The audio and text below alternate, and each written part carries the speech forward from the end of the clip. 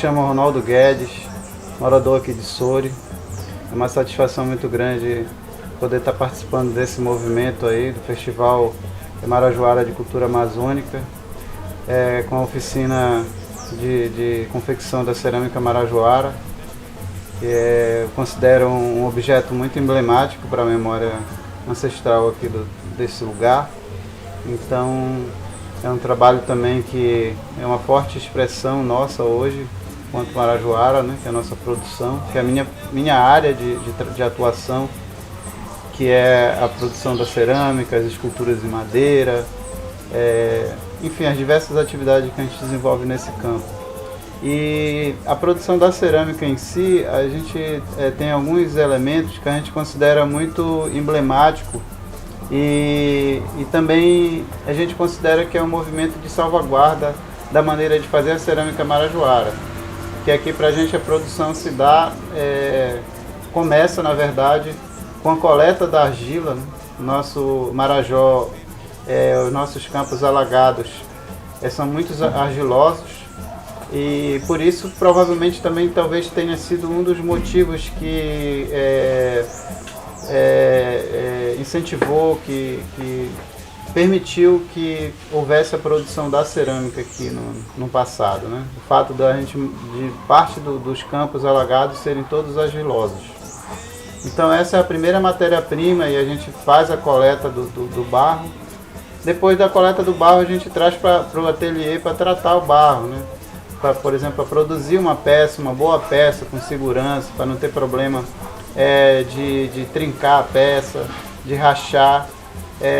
A gente precisa passar por esse processo de limpeza, primeiramente tirar os detritos, pedra, e depois fazer a parte de amassar o barro mesmo, né? De tirar as bolhas de ar. Porque esse é o primeiro processo, a coleta do barro e o preparo, mas depois por trás disso tem uma longa trajetória. Então é preciso fazer o passo a passo muito bem aplicado. Então amassar o barro, tirar a bolha de ar é primordial na produção de uma escultura, de uma peça em cerâmica, porque se ficar ar dentro da argila, a peça pode, na hora da queima, ela pode esse ar expandir, estourar, quebrar a peça e a gente perder o trabalho, já que essa cerâmica, todas as etapas são feitas antes de levar ao forno. Então a gente faz esse processo de amassar o barro e depois de amassar o barro a gente já começa na parte de modelagem. A técnica que eu utilizei na produção foi a técnica que a gente chama de acordelamento ou rolinho, porque na produção da argila existe uma infinidade de técnicas de produção, tanto eu uso torno, eu faço trabalho com rolinho, mas essa em especial eu quis utilizar a técnica do rolinho, do acordelamento, por vários motivos. Um deles é porque o rolinho é uma técnica mais livre de produção, porque você pode fazer qualquer forma, qualquer formato. Inclusive essa peça que foi feita na oficina, a gente utilizei um formato que é um pouco característico da cerâmica. Existe uma peça arqueológica que parece um pouco com essa que foi feita na oficina. Então a técnica do rolinho permite isso. Já o torno não, o torno a peça fica mais cilíndrica, é mais limitada. E essa é primeiro acho que é a técnica mais primitiva também de produzir peças, esculturas. É a técnica do rolinho. Então se dá cortando a massa, corta a argila depois de macerada, estica e faz um recorte para fazer o fundo do vaso, o fundo da peça, dependendo de qual vai ser a peça que a pessoa vai estar fazendo. Então faz a primeira base, amassar, esticar um pouquinho, deixar ela numa espessura razoável, dependendo do tamanho da peça, que vai ser o fundo, o início da peça. E depois dessa etapa, dá-se início à produção fazendo os rolinhos, que são os recortes que a gente vai fazendo na massa e vai espichando na mesa. E aí forma-se umas cobrinhas, umas cordas, por isso que vem de acordelamento. E depois a gente vai juntando sobrepondo uma sobre a outra e vai espalhando com a espátula. é preciso que aplique, seja bem aplicado, seja bem colado uma na outra. Quando passar um tempinho, pode jogar uma água. Eu costumo usar aproveitar, né, as nossas ferramentas, inclusive, a maioria são aproveitadas. Eu uso uma escova de dente, pode usar um cano PVC para fazer espátula, um raio de bicicleta para fazer o stack para desenhar. Então aí vai passando a espátula de acordo com a nossa necessidade, né? Porque o trabalho de escultura ele também tem isso.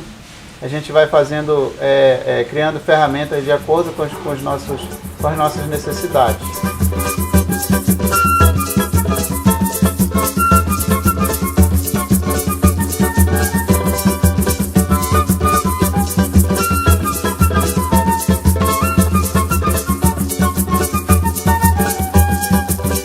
Coisa boa, a ilha do Marajó. Aqui você bebe açaí, toca o batuque, dança o carimbó. Que coisa boa, a ilha do Marajó. Aqui você bebe açaí, toca o batuque, dança o carimbó. Em Belém do Pará, no Ver o Peixe, no Tacacá, pega um barquinho se vai atuar, em Ponta de Pedra e também no Aná. E aí a gente vai sobrepondo e vai criando forma, passando a espátula. É preciso ver se a estrutura da peça não está querendo descer, né? Então tem que fazer um pedaço e deixar ela ficar um pouco mais consistente para poder continuar. Se houver um intervalo de tempo, pode pegar a peça, umedecer, colocar dentro de um saco e depois, no outro dia, pode continuar o trabalho.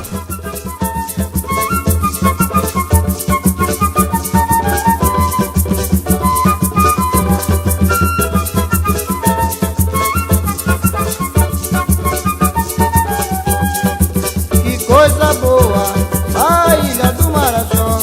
Aqui você bebe açaí, toca o batuque, dança o carimbó. Que coisa boa, a ilha do Marajó. Aqui você bebe açaí, toca o batuque, dança o carimbó. Em Belém do Pará, no Ver o Peixe, no Tacacá, pega um barquinho se vai atuar, Ponta de Pedra e também no Aná. Em Belém do Pará, no Ver o Peixe, no Tacacá, pega um barquinho se vai atuar, em Ponta de Pedra e também no Aná. E aqui vou cantando o nosso carimbó, fazendo uma rima maneira, mostrando. Depois que a peça toma forma, e aí a forma é livre, a forma é de acordo com o que cada um quer representar, a técnica que é importante. Depois dessa etapa de modelagem, é feito uma outra etapa, que geralmente não é feita no mesmo dia. A gente faz a peça hoje, no outro dia, quando a peça estiver um pouco mais dura, não tão mole mais, é feito o rebaixo, vai pegando uma espátula e vai retirando, vai deixando a superfície o máximo mais lisa. Por quê? Porque depois dessa etapa, ela vai receber o pigmento. Ela vai passar pela parte do rebaixo, deixar a superfície lisa, passar um pano, uma esponja umedecida, que é para deixar o máximo da superfície lisa.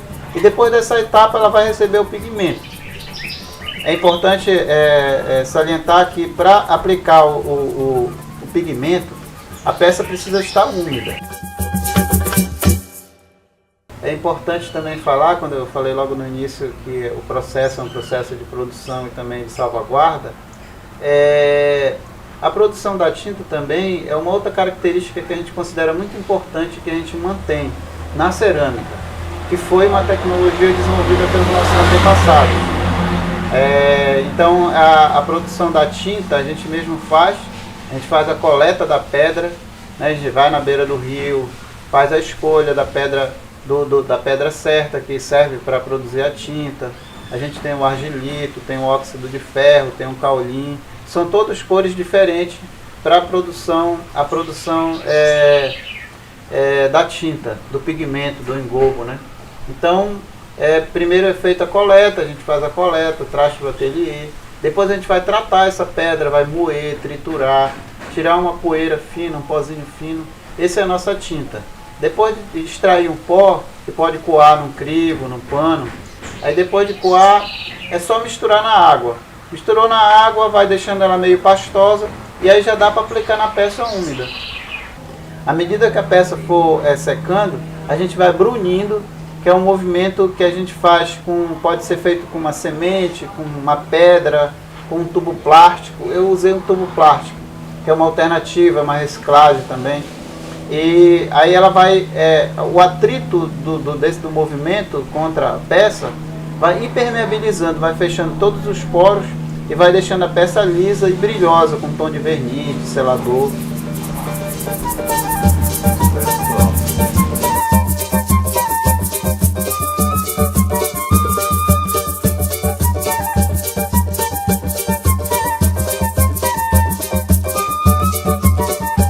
No meu Marajó tem tudo que a gente quer.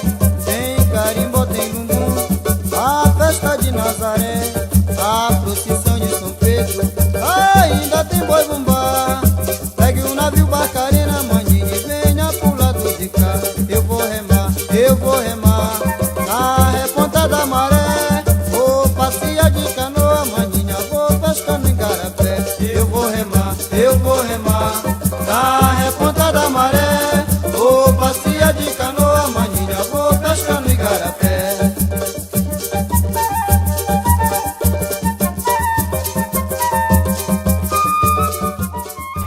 Feito isso, a gente já tem uma grande trajetória de trabalho. Eu acho que 50% da peça já está concluída. E aí depois vem duas etapas que eu considero das mais importantes. E uma delas é uma das mais emblemáticas. Eu costumo dizer que se a gente fizer uma escultura de cerâmica, uma peça, um vaso de cerâmica, de argila, depois vai virar cerâmica, e deixar ela só no barro, ela não teria muita identidade. A nossa maior identidade da cerâmica marajoara é o desenho geométrico, o padrão geométrico. Esse padrão geométrico ele foi um padrão que foi desenvolvido pela civilização, né? Aqui no Marajó data de ocupação humana de 3.400 anos, e a maior representação que a gente tem é através da cerâmica. Se não fosse a cerâmica ter resistido tanto tempo debaixo do solo, nós pouco saberíamos da nossa história, da nossa origem. Por isso a gente preza pela maneira de fazer a cerâmica. Então os desenhos eram expressão, representação muito forte da civilização daquela época. Então criou-se um estilo, um padrão que é genuinamente brasileiro. Gostaria inclusive de afirmar isso, né? Porque pelo tempo que ele existe e pela beleza estética e pela complexidade também, né?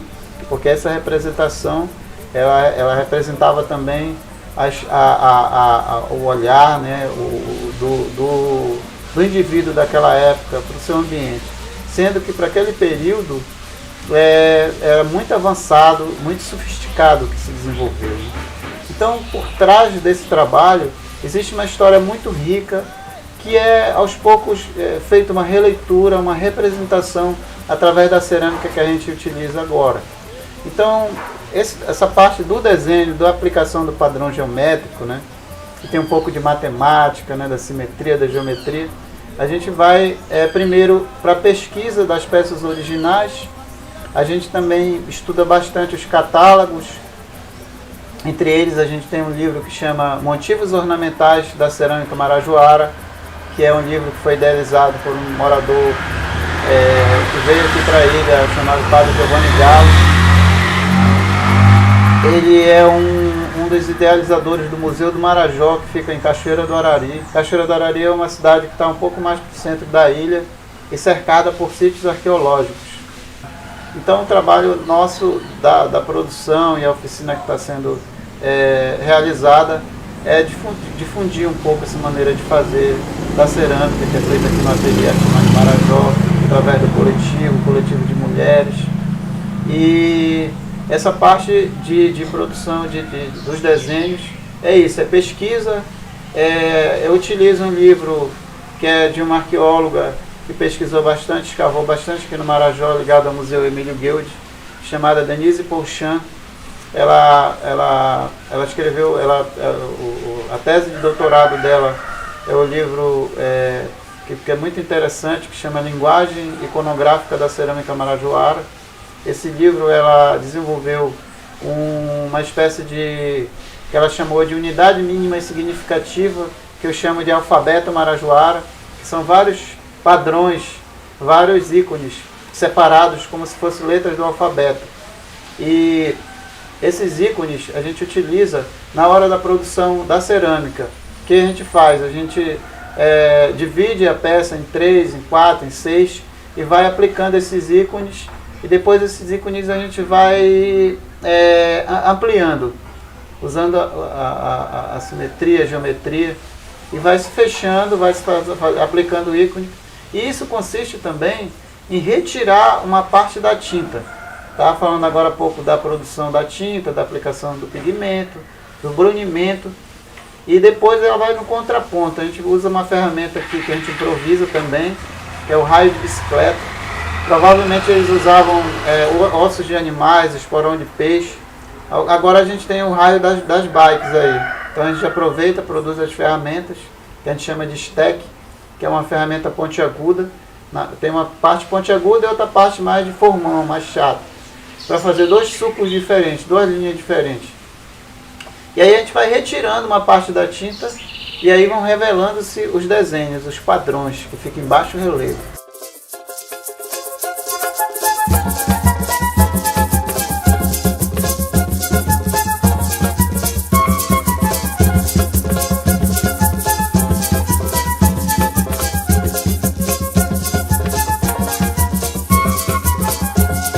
Saudades da minha terra, eu vou pros lados de lá, vou ver o meu Campo Grande e o Lago do Guajará.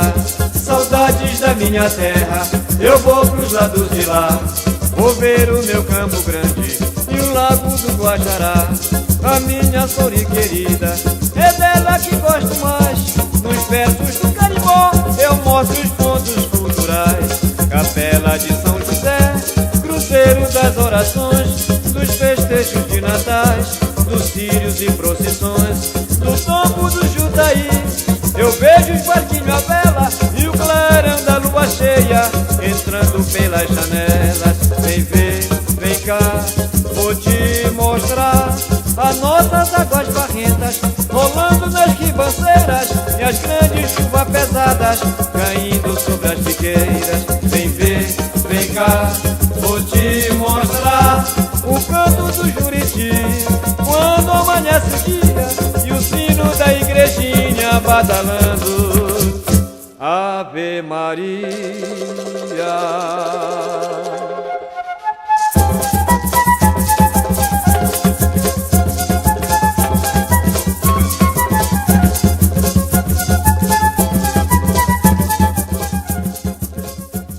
Não adianta querer produzir uma peça rápida, porque essa é a diferença, né, da máquina, de outros fazeres.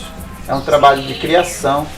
Eu costumo dizer que as peças também que nós desenvolvemos aqui no ateliê Artimangue são peças que são todas únicas, não tem reprodução em série, não tem peça igual, até porque o nosso prazer é prazer de criar. Outra coisa também que a nossa característica, nós não somos um grupo de produção de réplicas das peças originais. Até a gente faz algumas que a gente considera emblemáticas, mas o nosso trabalho é de criação. O que a gente mantém é a salvaguarda e a maneira de fazer. Depois a gente pega esse alfabeto, pega a técnica de aplicar o pigmento, e daí a criação é livre. E a produção ela se dá dessa forma. E aí vão surgindo representações de várias figuras na produção. E aí, depois dessa etapa de aplicar o desenho geométrico, essa é praticamente a etapa final da parte de modelagem, de execução das partes mais importantes. Aí terminou essa etapa, queima, né? Depois de tudo isso, a peça vai ao forno, porque como são todos os pigmentos de origem mineral, ele vai se fundir com o fogo, né? Geralmente uma queima de uma cerâmica, a cerâmica precisa estar bem seca, muito bem seca, né? O nosso forno é um forno a lenha, e aí uma queima dura em média 10, 12 horas, dependendo do clima. Aliás, toda a produção da cerâmica depende muito do clima, né? Por exemplo, a coleta da argila a gente só faz no verão, quando está mais seco, os campos param de chover. assim como a coleta da pedra a gente só faz na maré seca. Então tem uma relação muito próxima com a natureza, com o ambiente. A secagem da peça no inverno é mais difícil, no verão ela se dá mais rápido, para brunir. Enfim, são várias etapas que a gente vai fazendo passo a passo. E depois da queima a gente tem o resultado final, né? A peça de barro vira cerâmica e está pronta para dialogar com outras culturas, com outros povos, ornar, ir para a casa da pessoa, das pessoas, adentrar, levando a energia da ilha, levando a memória ancestral do Brasil, da Amazônia, do Pará, através dessa maneira de fazer. Aqui também é uma economia criativa na comunidade, as pessoas têm isso como uma fonte de renda, produção da cerâmica e o desenvolvimento do intelecto, da pesquisa, da cultura do lugar, né? Então, de uma certa forma, a gente se sente lisonjeado por desenvolver essa arte tão fina, tão rica, tão bonita, tão expressiva e também é motivo de autoestima para a comunidade local, marajoara, sorense, saber que nós somos herdeiros de uma cultura rica, uma cultura que está viva, se refazendo, mas a gente entende que isso é muito importante para nosso firmamento enquanto indivíduo, cidadão, que está se desenvolvendo, mas que está valorizando a sua história, entendendo o seu processo histórico e sabendo também para onde nós queremos ir.